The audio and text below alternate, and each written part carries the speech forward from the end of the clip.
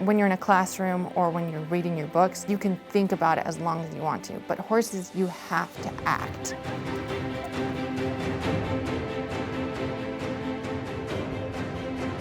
There's some things that you can't know you want until you experience them, and horsemanship is one of them. Really, I think horsemanship could be seen as the culmination of everything we do here.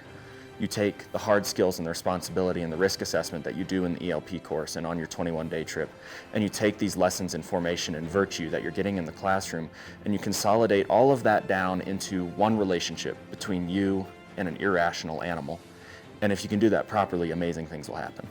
For centuries, everyone was around horses all the time. Learning to ride a horse here is a vital part of what it means to understand your own place with respect to the creatures of the world. Because it's not just like learning how to drive a car, where you just project your will onto the being and it does what you want. You have to learn how to have that patience and understanding for someone else. Horses offer this incredible opportunity to encounter creation in an animate way. So in nature, we counter it in this sort of inanimate way. So we learn from nature, but it doesn't speak back to us in the same way that a horse does. I feel like I was educated how to be a man in a very unique way as I was riding a horse and exploring that realm of how we're supposed to interact with nature. It's just a different element of our humanity that has to be explored, I think, in a complete education. We have passions, we have emotions and desires that correspond with our body.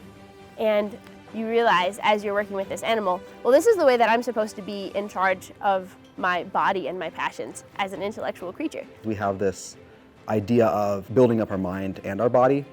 And so I see the horsemanship program as kind of the perfect pinnacle of that, because you're both using your rationality and your body to guide the irrational horse by the means of your rational nature.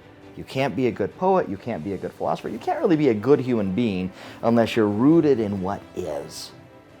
We don't want effete intellectuals, we don't want ivory tower intellectuals. We want men and women who are tough, who are real, who know how to have an adventure.